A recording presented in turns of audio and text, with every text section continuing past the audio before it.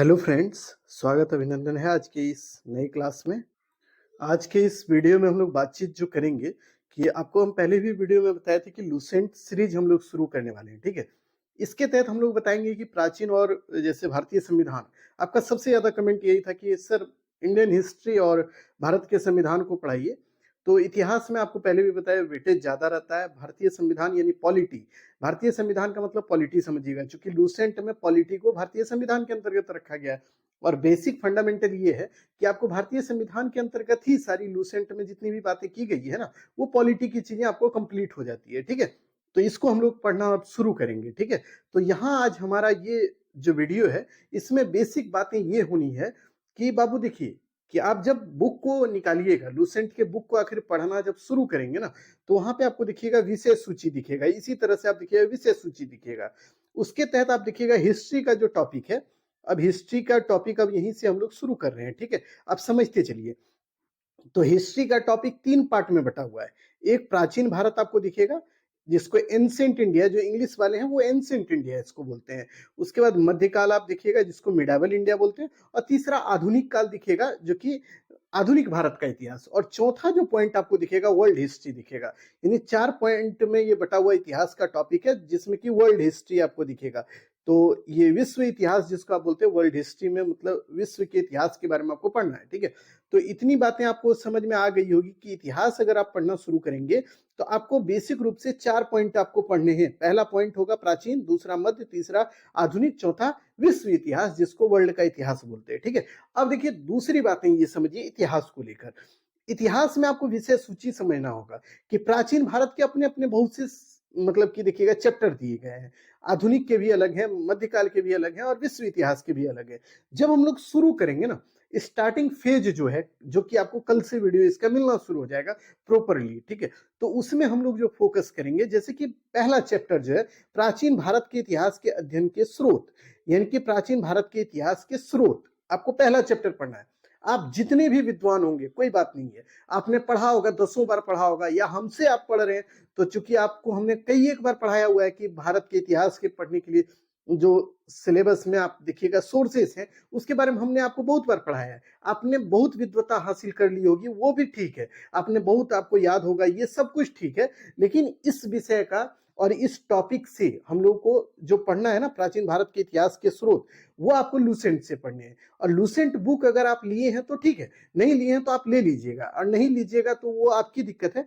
बाकी चीजें हम लोग कंटिन्यूअसली करा देंगे, ठीक है। उसके लिंक को हम डिस्क्रिप्शन में लगा देंगे। अगर कोई भी बच्चा जिसको लूसेंट बुक चाहिए और जो कि लेना चाहता है तो वो खरीद लीजिएगा, डिस्क्रिप्शन में लिंक लगा देंगे, ऑनलाइन भी मंगा सकते हैं, ठीक है।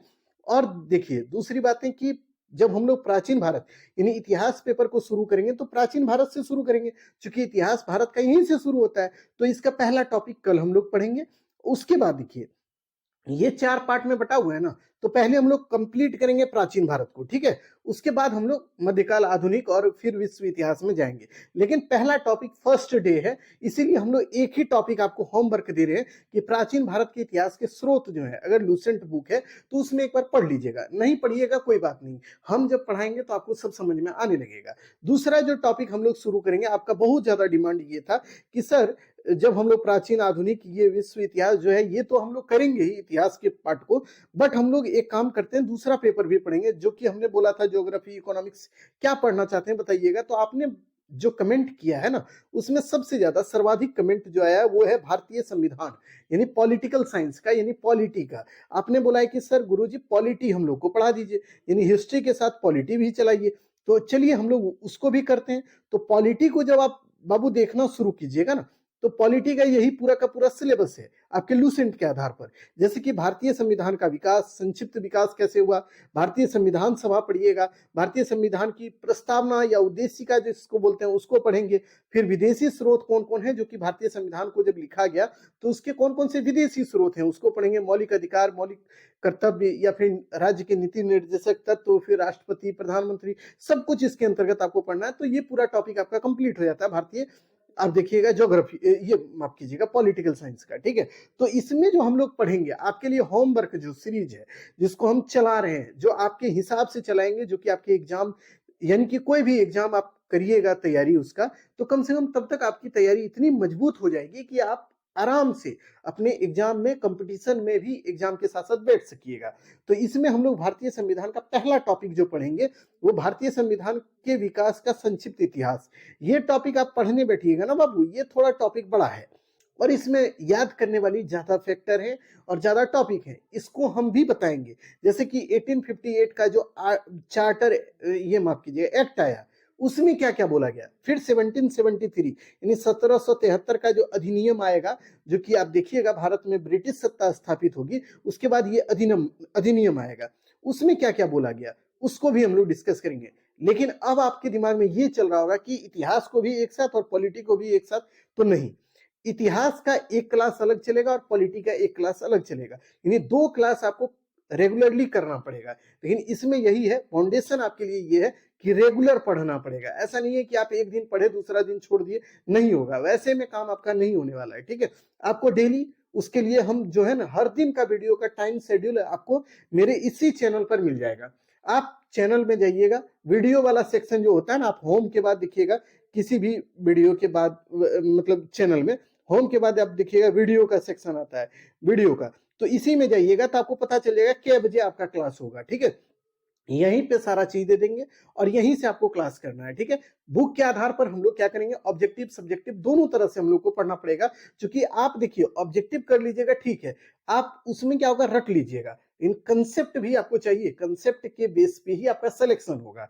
ठीक है, तो कंसेप्ट भी हम देते जाएंगे, थोड़ा ब्रॉड भी कर देंगे कहीं कहीं पे, कंसेप्ट को बढ़ाएंगे भी। क्योंकि देखिए लूसेंट में बहुत जगह पे कुछ कंसेप्ट थोड़े कम है, तो उसको हम बढ़ा देंगे। ठीक है, उसको कम नहीं रखेंगे, ताकि आपको वो समझने में बैठे, आपके दिमाग में अच्छे से छप जाए। ठीक है, तो अगर हम इतना मेहनत आपके लिए करने के लिए तैयार हैं, तो आप तैयार इसलिए होइए कि आप खुद के लिए मेहनत कीजिए। हमारे लिए नहीं करना है आपको खुद के लिए करना है, अपने माता पिता के लिए, ताकि जो आपको पढ़ा रहे हैं ना, उनके लिए कुछ करके दे दीजिए आप। ठीक है, तो इसके लिए आपको एकदम रेगुलर हो जाना है। कल से हम लोग जो पहला क्लास है आपको आज ही शेड्यूल कर दिया जाएगा, वो हिस्ट्री का होगा सुबह में, और शाम में आपको पॉलिटी का दे दिया जाएगा। ठीक है, इसी तरह से बारीक रूप से एक दो क्लास कीजिएगा ना, तो आपको अनुभव हो जाएगा कि पढ़ना कैसे है, करना कैसे है, क्या चीजें गुरुजी आप पढ़ाइएगा नहीं पढ़ाइएगा, वो सब चीज आपको समझ में आएगा एक दो क्लास के बाद, तुरंत नहीं समझ में आएगा। जब देखिए प्रैक्टिकल नॉलेज होगा तभी आप समझ पाइएगा कि करना कैसे है। ठीक है, जब तक प्रैक्टिकल नहीं है तब तक आपको मजा थोड़ी आएगा कि कैसे क्या करना है नहीं करना है।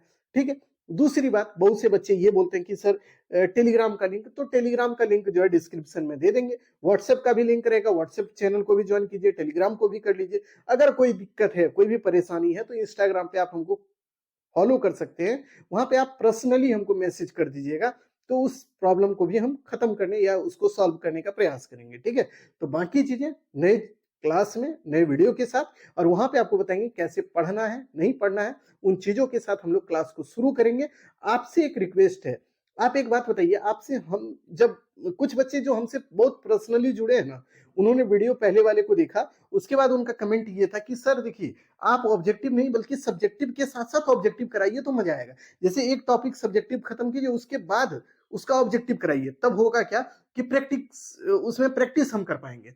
तो ऐसे में अगर आप चाहते हैं कि उसी ढंग से हो, सब्जेक्टिव प्लस ऑब्जेक्टिव हो, तो आप उसको भी कमेंट कर सकते हैं। अन्यथा जिनको लगेगा कि ऑब्जेक्टिव ही हो, तो वो ऑब्जेक्टिव ही केवल कमेंट कीजिए। ठीक है, तो दोनों तरफ से जैसे भी आप चाहें कमेंट कर दीजिएगा, वैसे हम आपके लिए तैयार हो जाएंगे और आपकी तैयारी को शुरू कर देंगे। ठीक है, जैसा आपका कमेंट रहेगा उसी हिसाब से, लेकिन कमेंट जो है एक आध घंटे के अंदर ही करिएगा, क्योंकि क्लास का फॉर्मेट जो है जल्दी हम लोग तैयार भी कर रहे हैं।